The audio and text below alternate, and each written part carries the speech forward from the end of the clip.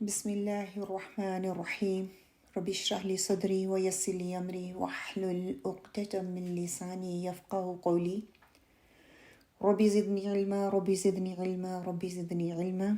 رب يسر ولا تعسر وتمم بالخير. فوض أمري إلى الله إن الله بصير بالعباد. اللهم اهدني واهدني به اللهم اهدني وسددني آمین اللہم آمین۔ انشاءاللہ تعالیٰ آج کا ہمارا جو ٹاپک ہے وہ نماز کی اہمیت کے حوالے سے ہوگا۔ نماز پڑھنا کیوں ضروری ہے، نماز میں خشوع ہم کس طرح سے لا سکتے ہیں، جو چھوٹے چھوٹے سے ٹپس جو ہے وہ شیئر کرنے کی کوشش کروں گی، کیونکہ نماز کی جو فقہ ہے اس کے حوالے سے کوئی بات نہیں ہوگی آج۔ صرف اور صرف اس میں ہم خشوع کس طرح سے لا سکتے ہیں، بہت سے اسکالرز، بہت سی کتابیں اس کے حوالے سے ہیں۔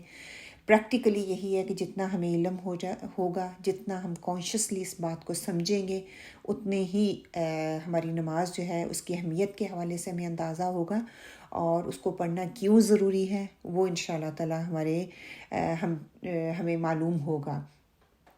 انشاءاللہ تعالی حدیث سے آغاز کروں گی۔ مسند احمد کی حدیث ہے، حدیث کا نمبر جو ہے 24490 ہے۔ جبیر بن نفیل نے اس کو روایت کیا ہے۔ حدیث کا مفہوم کچھ اس طرح سے ہے کہ سیدنا عوف بن مالک جو ہیں رضی اللہ کہتے ہیں کہ ہم لوگ ایک دن آپ صلی اللہ علیہ وآلہ وسلم کے پاس بیٹھے ہوئے تھے۔ آپ صلی اللہ علیہ وآلہ وسلم نے آسمان کی طرف دیکھا اور فرمایا، یہ علم کے اٹھ جانے کا وقت ہوگا۔ زیاد بن لبید نامی ایک انصاری صحابی تھے، انہوں نے کہا کہ اے اللہ کے رسول، کیا علم اٹھا لیا جائے گا جبکہ ہمارے اندر اللہ تعالیٰ کی کتاب موجود ہے اور ہم اپنے بچوں اور عورتوں کو اس کی تعلیم دے رہے ہیں؟ آپ صلی اللہ علیہ وآلہ وسلم نے فرمایا، میں تو تجھے اہل مدینہ میں سب سے زیادہ سمجھدار لوگوں میں سے سمجھتا تھا۔ پھر آپ صلی اللہ علیہ وآلہ وسلم نے 2 کتابوں والوں یعنی کہ یہودیوں اور عیسائیوں کی گمراہی اور ان کے پاس اللہ کی کتاب کی جو صورتحال ہے اس کا ذکر کیا۔ جب جبیر بن نفیر کی سیدنا نشداد بن اوس رضی اللہ سے عیدگاہ کے مقام پر ملاقات ہوئی تو انہوں نے ان کو سیدنا عوف رضی اللہ کی حدیث بیان کی۔ انہوں نے کہا، جی عوف نے سچ کہا۔ پھر انہوں نے کہا، کیا تم جانتے ہو کہ علم کا اٹھ جانا کیا ہے؟ میں نے کہا، جی نہیں۔ انہوں نے کہا، اس سے مراد علم کے برتنوں کا اٹھ جانا۔ اور کیا تو جانتا ہے کہ سب سے پہلے کون سا علم اٹھایا جائے گا؟ میں نے کہا، جی نہیں۔ انہوں نے کہا، نماز میں خشوع۔ سبحان اللہ، اس چیز کا اتنا فقدان ہو جائے گا کہ ممکن ہوگا کہ تو خشوع کرنے والا کوئی شخص جو ہے نہ دیکھے گا، کہ اتنا فقدان ہو جائے گا۔ لوگ نمازیں پڑھیں گے لیکن ان میں خشوع نہیں ہوگا۔ پہلے جان لیتے ہیں خشوع کا مطلب کیا ہے۔ فوکس ہو کر نماز پڑھنا، اللہ کا خوف رکھنا، فوکس ہو کر نیکی کرنا، اللہ کی محبت ایسے رکھنا کہ ہر عمل کرتے ہوئے یہ احساس رہے کہ میرا رب جو ہے مجھے دیکھ رہا ہے۔ وہ احسان کا جو لیول ہے وہ آپ کے دل و دماغ، آپ کی پوری باڈی پہ اس کا اثر نظر آ رہا ہو۔ میرا رب مجھے سن رہا ہے، میرا رب مجھے دیکھ رہا ہے۔ تو اللہ کے رسول نے اس چیز کو کلیریفائی بھی کیا کہ سب سے پہلے کیا چیز اٹھائی جائے گی؟ خشوع۔ آپ صلی اللہ علیہ وسلم نے فرمایا خشوع اٹھا لیا گیا یا اٹھا لیا جائے گا۔ بعض اسکالرس کہتے ہیں کہ اس سے مراد اللہ کی معرفت بھی ہے، جو حقیقت میں انسان کو عبد بناتی ہے، انسان کو انسان بناتی ہے، اللہ کا بندہ بناتی ہے۔ وہ والی معرفت اٹھا لی جائے گی۔ اوبویسلی اگر میں اللہ کا بندہ نہیں بنوں گا، اللہ کا بندہ تو ہوں، اللہ کی عبودیت میں نہیں آتا، اللہ کا عبد بن کے اس کے آگے سجدہ ریز نہیں ہوتا، تو اوبویسلی میرے اندر سے وہ خشوع جو ہے وہ نکل جائے گا۔ اور بہت کم لوگ ہوں گے جن کے اندر آپ کو خشوع اور معرفت اکٹھے ملیں گے۔ فوکس ہو کر کون نماز پڑھتے ہیں؟ جو ریگولر نماز پڑھنے والے ہوتے ہیں، اول وقت میں پڑھتے ہیں، جن کو نماز کی عادت ہوتی ہے، جس کی زندگی میں نماز محور ہوتی ہے، نماز کے ارد گرد اس کی زندگی جو گھومتی ہے، کوئی بھی وہ کام کرتا ہے، کچھ بھی کرنا اور سوچنا چاہتا ہے تو نماز کے گرد اس کی پلاننگ ہوتی ہے، نماز کے گرد ہی اس کا ہر کام جو ہے فوکس ہو کے وہ نماز کو پھر وہ اپنی روزمرہ کی زندگی کے جو معمولات ہیں ان کو ادا کرنے والا ہوتا ہے۔ اچھا، لوگ اکثر یہ سوال کرتے ہیں نا کہ خشوع کیسے حاصل کیا جائے، یا کیسے حاصل کرے، یا کیسے حاصل ہو سکتا ہے۔ خشوع کے ساتھ نماز پڑھنا یا فوکس ہو کر نماز پڑھنا، اخلاص کو مینٹین کیسے رکھیں، اس کے لیے کچھ پوائنٹ ہیں جو میں سمجھ پائی ہوں اپنی چھوٹی سی ریسرچ کے بعد، تھوڑے سے علم کے بعد۔ اللہ تعالیٰ سے امید کرتی ہوں کہ جو میں سمجھ پائی ہوں وہ آپ لوگوں کو بھی سمجھا پاؤں۔ اللہ نہ کرے کہ میں نے غلط اس کو سمجھا ہو، اگر غلط سمجھا تو اللہ تعالیٰ میری بھی اصلاح فرما دے یہاں پہ، کہ خشوع ایسے ہی نہیں آ جاتا۔ یہ دعا نہیں ہے کہ دعا پڑھیں گے تو خشوع آ جائے، یہ ایک سائنس ہے، اس کو سیکھنا پڑتا ہے کہ خشوع کیسے لایا جائے۔ آپ صلی اللہ علیہ وسلم مختلف مواقع پر خشوع کے مختلف پہلو جو ہیں وہ صحابہ اکرام کو سکھائے۔ کہا جاتا ہے نا کہ خشوع کا ہونا کسی مسلمان کی نیکیوں کا بہت بڑا حصہ ہوتا ہے، کیونکہ اللہ سبحانہ و تعالیٰ خشوع کی حفاظت کرے گا۔ جس کے اندر خشوع ہوگا اللہ تعالیٰ اس کی حفاظت بھی کریں گے۔ بے شک مٹھی بھر ہی مسلمان صحیح، لیکن وہ رہیں گے جن کی عبادت میں، جن کی نیکیوں میں، جن کے مسلمان ہونے میں، جن کے ایمان میں خشوع باقی رہے گا۔ جب قیامت کا وقت قریب آئے گا تو اس وقت ہر چیز جو ہے اس کو ڈسمینٹل کر دیا جائے گا، ڈسمینٹل ہو رہی ہوگی تو اس میں سے خشوع کو بھی ختم کر دیا جائے گا۔ خشوع کو پانا آسان نہیں ہے، اس کے لیے کوشش کرنی پڑتی ہے، اس کے لیے محنت کرنی پڑتی ہے۔ جو کوشش کرے گا اس کو جو ہے خشوع مل جائے گا۔ جس کو یہ خشوع مل جاتا ہے وہ یقیناً اللہ سبحانہ وتعالیٰ کا بہت ہی پیارا بندہ بن جاتا ہے، اللہ کا عبد بن جاتا ہے۔ اللہم جعلنا منہم، اللہم جعلنا منہم، اللہم جعلنا منہم، کہ اللہ ہمیں خشوع پانے والوں میں شامل کرے، آمین۔ چاہے ہم نماز کی عبادت میں خشوع حاصل کرنے والے ہوں یا اپنی زندگی کی کسی بھی معاملے میں خشوع حاصل کرنے والے ہوں۔ جو لوگ قیامت کے روز جہنم میں جائیں گے، سورہ مدثر میں آتا ہے نا، ما سلککم فی سقر قالوا لم نک من المصلین، کہ جب انہیں پوچھا جائے گا کہ کیا تم کو کون سی چیز جو تھی وہ جہنم میں لے کر آئی، تو وہ کہیں گے کہ ہم نماز نہیں پڑھتے تھے، ہم نماز پڑھنے والوں میں سے نہ تھے۔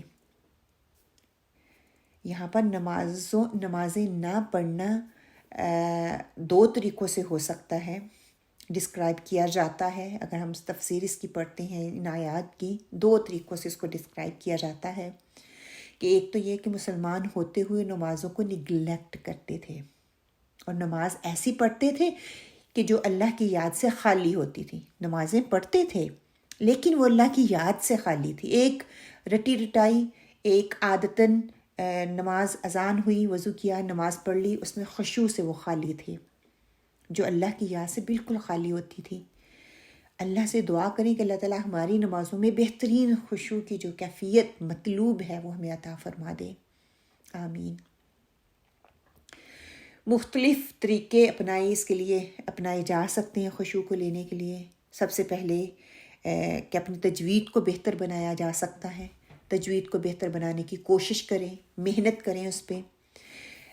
جب آپ پڑھ رہے ہوں مختلف صورتوں کو رپیٹ کریں، ایک ہی صورت کو بار بار نہ پڑھیں، میننگ پر غور و فکر کریں کہ قرآن کی جو بھی آپ تلاوت کرتے ہیں کسی بھی حصے کی کریں، قرآن کے مختلف پارٹ جو ہیں، مختلف آیات جو ہیں جہاں پہ اللہ تعالیٰ جنت کی خوشخبریاں دے رہے ہیں وہ والی آیات آنی چاہیے، جہاں پہ دوزخ کی بات ہو رہی ہے وہ والی آیات مطلب کے ساتھ آنی چاہیے، کہ کبھی انسان خوشی سے ان آیات کو پڑھے کہ اللہ کا دیدار نصیب ہوگا، جنت نصیب ہوگی، آپ صلی اللہ علیہ وسلم کی جو ہے رفاقت نصیب ہوگی، اور کبھی رو کر جہنم سے معافی بھی مانگی جائے تاکہ اس پہ غور و فکر کر سکیں آپ، مطلب آئے گا، میننگ آئے گا، اس پہ ٹائم سپینڈ کریں گے، اس کو یاد کریں گے تو تبھی یہ ممکن ہوگا نا۔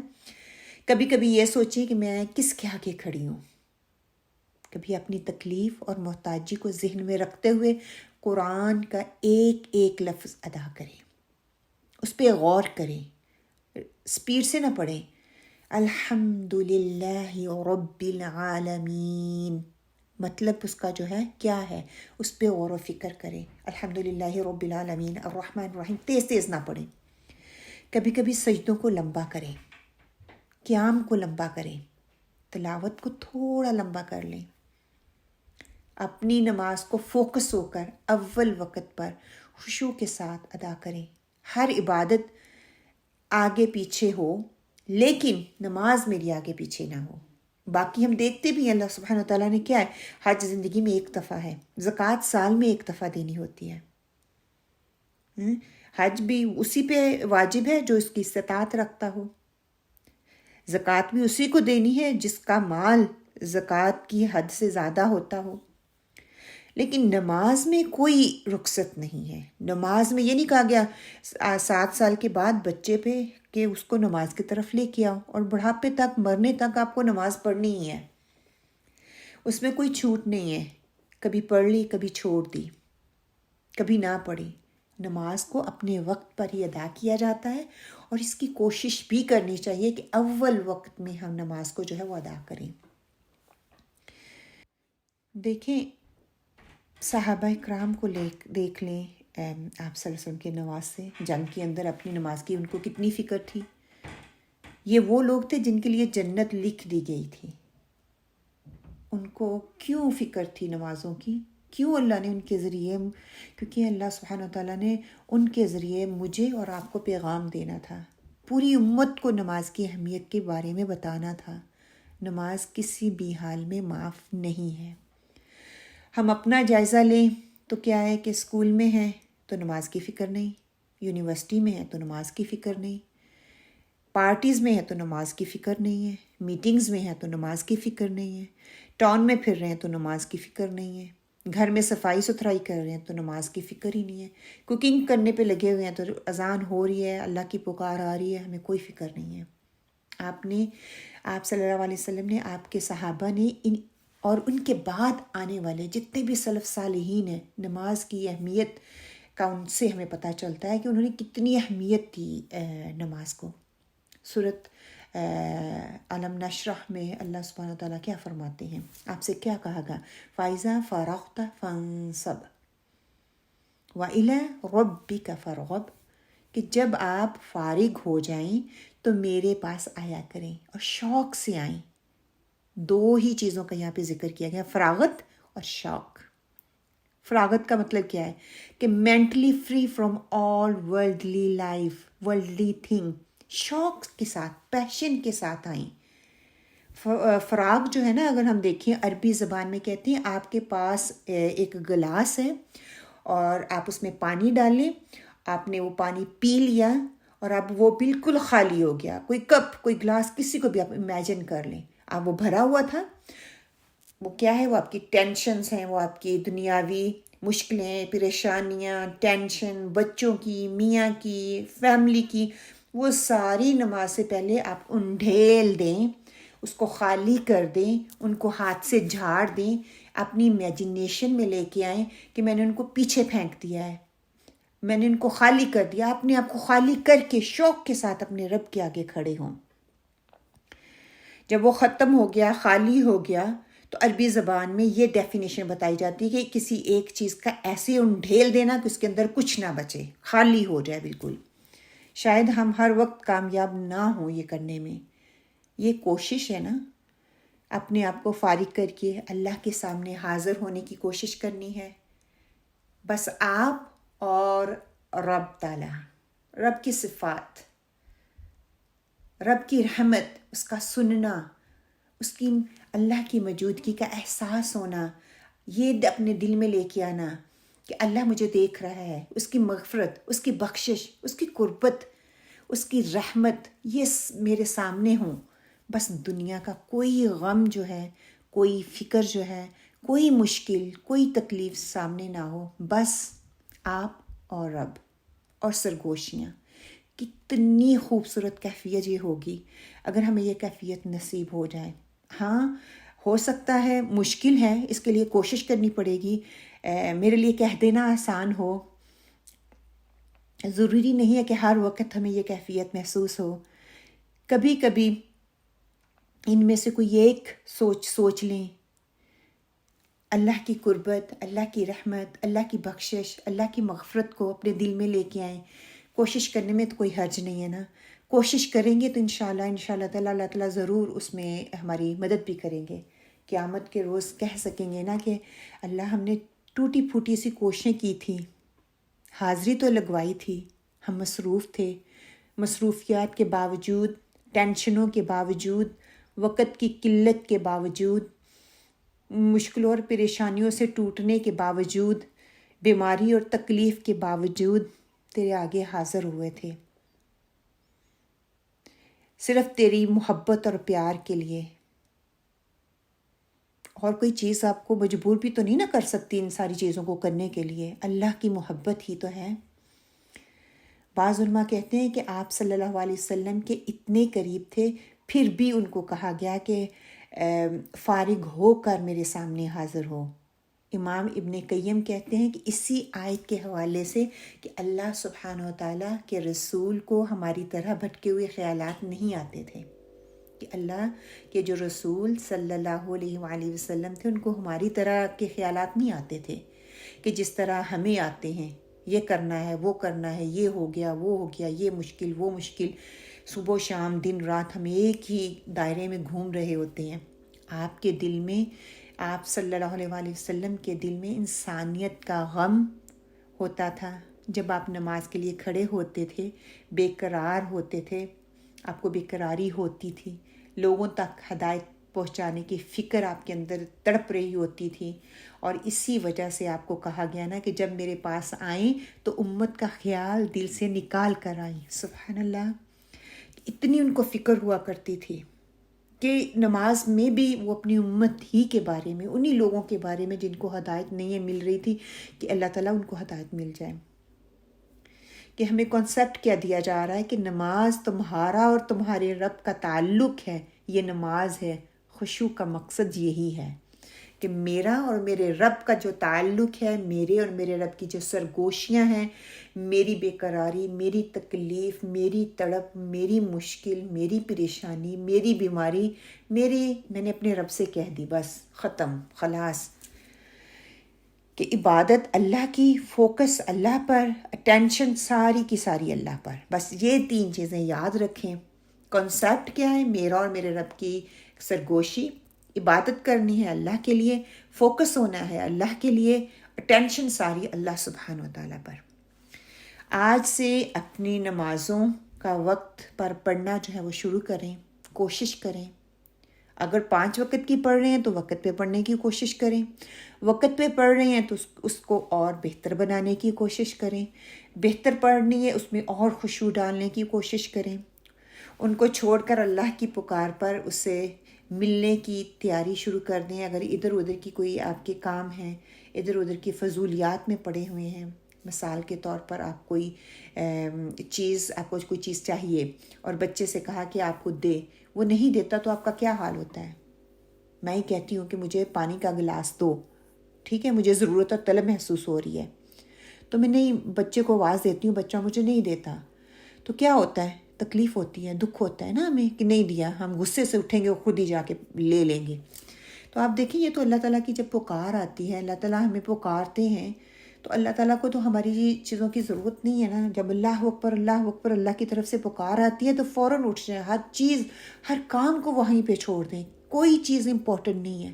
ہمیں معلوم ہے کہ اگلا ہی لمحہ آنے والا شاید میرا زندگی کا آخری لمحہ ہو. میری پیاری بہنوں، جو چیز ہمیں فرقوں سے، نفرتوں سے نکالے گی، ہمیں جماعتوں اور گروہوں سے نکالے گی، وہ یہ ہے کہ ہمیں 5 وقت کی نماز بننے، نمازی ہونے کی ساتھ ساتھ اعلیٰ اخلاق والے بھی ہونا ہے. نماز میں خشوع اسی کو ملے گا جو نماز کے باہر بااخلاق ہوگا. عبادات امت کو نہیں جوڑ سکتی، کیونکہ وہ کہ انڈیویجول ہوتی ہیں. نماز، حج، روزہ، زکوٰۃ جو بھی ہے امت کو جوڑ نہیں سکتی. گھروں کو جوڑنے والی، گھروں کو اور بچوں کو جوڑنے والی، شوہر اور بیوی کو جوڑنے والی، اولادوں کو ہمارے ساتھ جوڑنے والی، بہن بھائیوں کو جوڑنے والی چیز، دوستوں کو جوڑنے والی چیز، رنگ اور نسل کو جوڑنے والی چیز نماز نہیں. نماز تو آپ کے اور رب کے درمیان ملاقات ہے، ایک سرگوشی ہے. ان سب کو جوڑنے والی ایک ہی چیز جو ہے وہ اخلاق کے رسول صلی اللہ علیہ وآلہ وسلم ہے. اخلاق والے اور نماز والے جو ہیں بہت کم ملتے ہیں. یا تو آپ کو بہت زیادہ لوگ ملیں گے جن میں اخلاص کوٹ کوٹ کے بھرا ہوا ہے، اخلاق کے والا مقام پہ ہوتے ہیں، لیکن ان کی نمازیں وقت پہ نہیں ہوتی ہیں، پابندی کے ساتھ نہیں ہوتی. یا دوسری سائڈ پہ آپ کو یہ ملے گا کہ لوگ 5 وقت کے نمازی ہیں لیکن اخلاق نام کی کوئی چیز ہی ان کے اندر نہیں ہوتی. This is the real combination and this is the key of خشوع. نماز امپورٹنٹ ہے، نماز میں خشوع چاہیے تو اپنی اخلاق کو بہتر بنانا ہے. اخلاق سے میں لوگوں کے دلوں کو جوڑوں گی، لوگوں کے ساتھ جڑوں گی. جب لوگوں کے ساتھ جڑی ہوں گی مجھے اتنی تکلیفیں پریشانیاں نہیں ہوں گی، تو میرے رب کے ساتھ کنیکشن بنانا، میرے رب کے ساتھ جڑنا میرے لیے آسان ہو جائے گا. نماز ایک ایسی عبادت ہے جس کا ذکر سب سے زیادہ قرآن میں آیا ہے، دین کا ایک پلر ہے. دیکھیے خشوع لانے کے لیے ہمیں پریکٹس کرنی پڑے گی. کسی بھی چیز پر ہم دنیاوی لحاظ سے بھی دیکھیں، کسی چیز میں پرفیکٹ ہونے کے لیے اس کی بار بار ہمیں پریکٹس کرنی پڑتی ہے. آپ حج پر جاتے ہیں تو کیا کرتے ہیں؟ اس کی پہلے پریپریشن کرتے ہیں، ٹھیک ہے، اس کے لیے ریڈی ہوتے ہیں مینٹلی فزیکلی، اور اس کے لیے سامان اکٹھا کرتے ہیں. کوئی بھی کام اگر آپ اس کو ایکسٹرا آرڈنری طریقے سے کرنا چاہتے ہیں تو اس کے لیے کیا کرتے ہیں؟ You have to be committed نا، کمٹمنٹ دینی پڑتی ہے اس کے لیے. اگر ہم جانتے ہیں کہ ہمیں عام جنت نہیں بلکہ اعلیٰ جنت چاہیے، ہمارا انجام جو ہے عام لوگوں کے ساتھ نہیں بلکہ خاص لوگوں کے ساتھ ہو، ہمارا استقبال عام لوگوں کے ساتھ نہیں بلکہ خاص لوگوں کے ساتھ ہو، خاص لوگوں کی طرح ہو، تو پھر آپ کو پریکٹس بھی بڑھانی ہوگی، اس کو بھی خاص کرنا پڑے گا، اپنی کوششوں کو بھی بڑھانا پڑے گا، اپنی کوششوں کو بھی خاص کرنا پڑے گا. دنیا میں بھی تو ہم یہی کرتے ہیں نا، پھر تو آخرت کے لیے کیوں نہیں؟ موسیٰ علیہ السلام کو اللہ تعالیٰ نے کیا کہا تھا؟ اقیم الصلاۃ لی ذکری، کہ نماز قائم کرو میرے ذکر کے لیے. آپ کسی کو جب یاد کرتے ہیں تو کیا کرتے ہیں؟ اس کے ساتھ اس بندے کو تبھی ہم یاد کرتے ہیں جب اس کے ساتھ کوئی میموری بنا چکے ہوتے ہیں، کوئی میموری چھوڑ چکے ہوتی ہیں. آپ نماز میں اللہ کو یاد کیسے کریں گے؟ پہلے میموریز بنائیں. وہ کیسے بنیں گی؟ اللہ کو یاد کرنے سے. جتنی میری میموریز زیادہ ہوں گی اتنا ہی میری نمازوں میں خشوع زیادہ ہوگا. اگر آپ کسی سے محبت کرتے ہیں یا کوئی آپ کا چاہنے والا ہے یا آپ کی کوئی دوست ہے یا آپ کی کوئی فیملی ممبرز ہیں، تو میموریز ہم کس کو کہتے ہیں؟ کسی سے ساتھ ملیں گے، بیٹھیں گے، بات کریں گے تو تبھی میموری بنتی ہے نا. تو یہی جتنی میری میموریز زیادہ ہوں گی اتنا ہی میری نمازوں میں خشوع زیادہ ہوگا. اگر آپ 5 وقت کی نماز پڑھتے ہیں تو آپ اپنی زندگی میں آرگنائز آپ کو ہونا پڑے گا، آرگنائز ہونا شروع ہو جاتے ہیں. آپ کو گناہ لگنے لگ جاتے ہیں، آپ کو اپنے مکروہ، فحش اور منکرات سے بچنا شروع ہو جاتے ہیں. آپ نعمتوں کا حق ادا کرنے والے بن جاتے ہیں.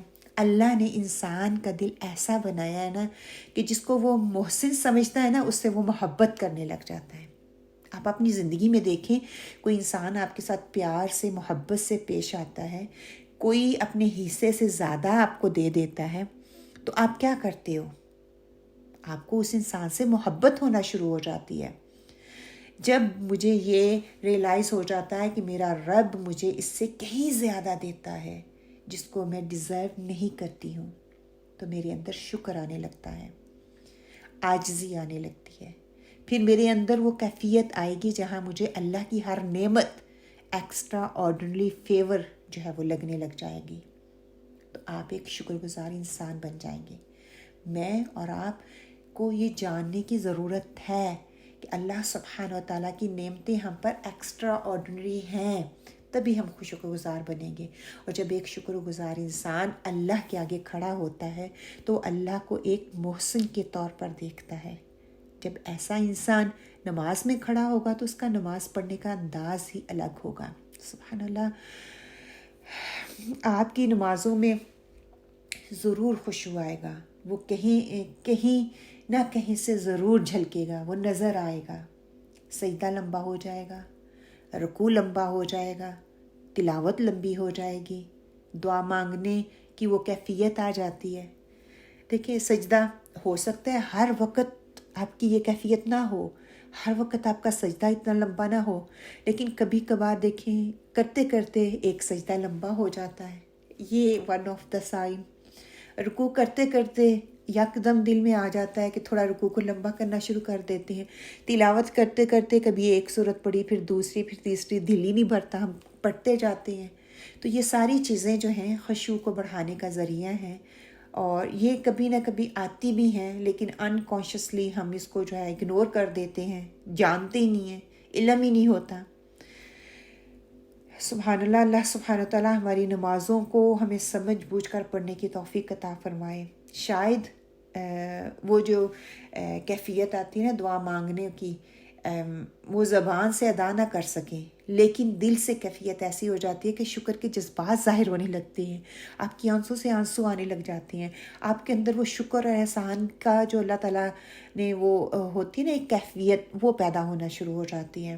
اللہ تعالیٰ سے دعا کرتی ہوں کہ اللہ سبحانہ و تعالیٰ ہمیں وہ نمازیں عطا فرما دے جس میں خشوع ہو، ہمیں وہ دل عطا فرما دے جو اللہ تعالیٰ کا شکر ادا کرنے والا ہو، ہمیں وہ کیفیت دے دے جو کہ اللہ تعالیٰ کے احسان، اللہ تعالیٰ کے ایکسٹرا آرڈنری فیورز کو جان سکے، جان کر اس کا شکر ادا کر سکے، ہمارے اندر عاجزی آ سکے، عاجزی آئے، ہماری نمازیں بہتر ہوں، نمازیں ہماری بہتر ہوں، ہمارا اخلاق بہتر ہو، ہمارا اخلاق بہتر ہوگا تو ہم اپنے اور اپنے ارد گرد لوگوں کو جو ہمارے ساتھ جڑنے والے ہیں ان کے اوپر اچھا اثر چھوڑ سکیں۔ ربنا تقبل منا انك انت السميع العليم وتب علينا انك انت التواب الرحيم وقولوا قولي هذا واستغفر الله لي ولكم آمين اللهم آمين۔ السلام علیکم ورحمۃ اللہ وبرکاتہ۔